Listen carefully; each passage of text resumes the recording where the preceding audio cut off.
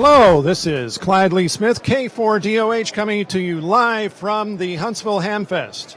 This broadcast on Hamfest TV is brought to you by Gigaparts and QRZ.com. Now, to me, the heart of a Hamfest is the flea market.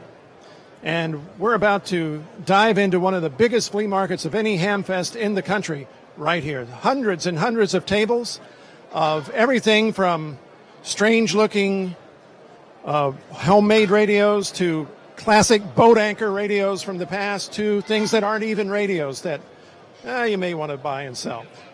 Let's move over to another section with old antique radios, and we'll be over here. Part of the fun of amateur radio is not only transmitting and receiving on your own devices, but admiring some of the great furniture-like radios of the past, like these old antique radios.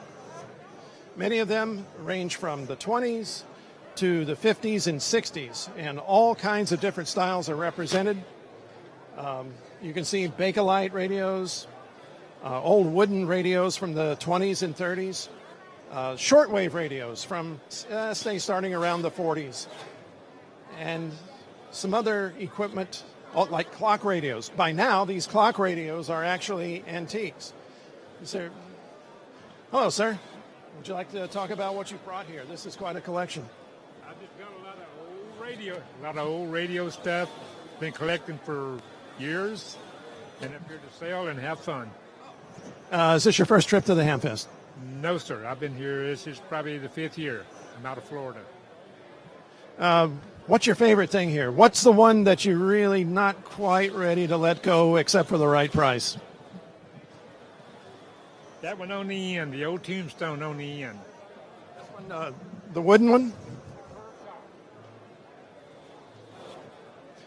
Tell me a little bit about this. This is the cathedral style radio that was popular. 110 volt. You know, some back during that time was battery 12 volt. I got one here also. It's a 12 volt. This one's a 12 volt. So this actually has. This is 110. So it was actually kind of ahead of its time, you know, not needing a B battery or something like that. This one is a what they call a 12 volt. Run off your car battery. You could hook it up to the back with the clamps and stuff, and that's 12 volt right there. That's a classic design used by a lot of receivers well into the 50s. Yes. Well, thank you very much. Okay. Do you have a name and call sign? No, I'm not into the ham. I'm only into the... Into the receiving part. Well, excellent. Well, thanks for talking with us. Let's take a look at some of the items here. Ham radio operators love being part of both the state-of-the-art and old school. Seriously old school equipment such as tube-type equipment needs replacement tubes. Very few manufacturers are making tubes anymore. So these are very, very prized things to have. This does not look like a radio, but it is an important part of ham radio. This is a duplexer used by repeaters. Okay. Would you like to talk to us just for a second? Okay. Hi, I'm Kilo 4 Tango Mike Whiskey from near Knoxville, Tennessee, and my husband has this duplexer for sale, and it's a repeater. It's a repeater, but it's the transmitter on one side and the receiver on the other, and he's willing to split them up. Oh, and you can tell that the challenge of a repeater is that you are transmitting and receiving on two different frequencies, but they are very close to each other. So you have to resort to these extreme measures, such as these tanks here, which are They used to be in a repeater cabinet at the water tower in Petersburg, Virginia. My husband had repeaters all over Virginia, from Virginia Beach to, you could hear him all the way to Bristol. And when we moved to Tennessee, he either sold or, put to public use some of those repeaters. And this was one of the ones that we didn't need anymore because we took it down off the water tower. That's an outstanding story, and I know that here in Huntsville there's plenty of repeaters, and there are people who are still keeping the repeater flame alive by And they do great work, and the rest of us kind of take advantage of these people's work maintaining the repeaters. And keeping equipment like this in circulation is an important part of keeping all these wonderful 2-meter handy talkies talking to one another beyond line of sight range. Let's take a look and find some other things. Thank you very much, ma'am. Here we go. We have a bunch of switches, some inductors, lots of things for your home construction of amateur radio projects. And then the most distinctive aspect of ham radio is, of course, our almost religious adherence, well, at least some of us, to using Morse code. Morse code is still popular among the ham radio operators. To deliver Morse code, we use ham radio's most distinctive object, the keys. These are Morse code keys. What the keys you see here are called bugs.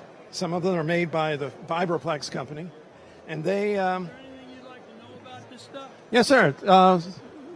Yes, we. California. I come to the show because I love the people down south here, and they treat me beautifully, and I love Alabama. You also love CW, apparently. CW. That's a continuous wave. What's your pride and joy here that you almost don't want to let go?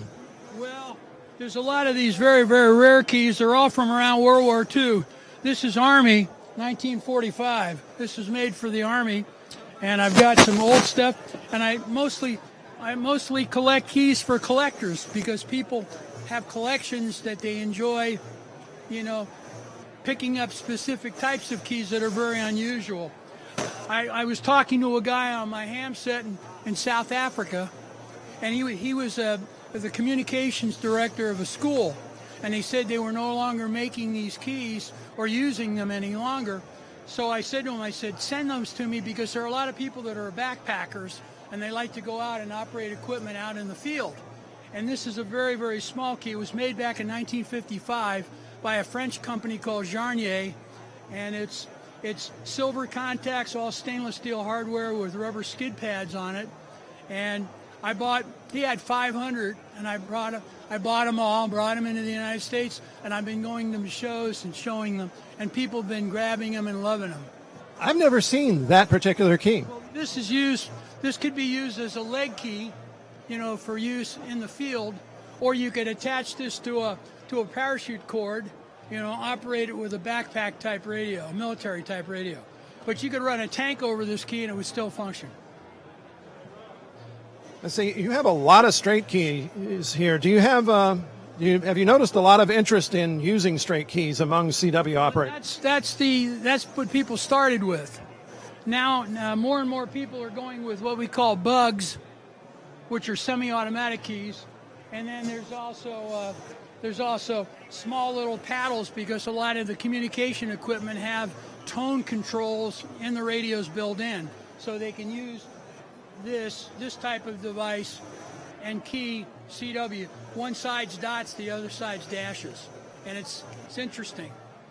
One of the interesting things is how important it is to design these for comfort, because especially in the old days, radio telegraph operators often had to be at this for hours at a time. Yeah. And even though it doesn't look like a real strenuous motion, Yeah. you need to have a lot of comfort built into the key. Well, you develop a thing called a telegrapher's arm. So Is that what they now call carpal tunnel? Well, kind of like that. You would start getting fatigue in the muscles and the tendons, and you'd have to suspend it and put it on a flat surface. Most military operators, they're operated in airplanes or in tanks or in high vapor or gaseous environments. You couldn't have an external spark, or they'd explode. They'd blow the whole place up. So these are hermetically sealed keys that were available, and they originally were developed by the Luftwaffe in World War II and then copied by the United States because they were such good keys. And they were guaranteed. Flameproof keys.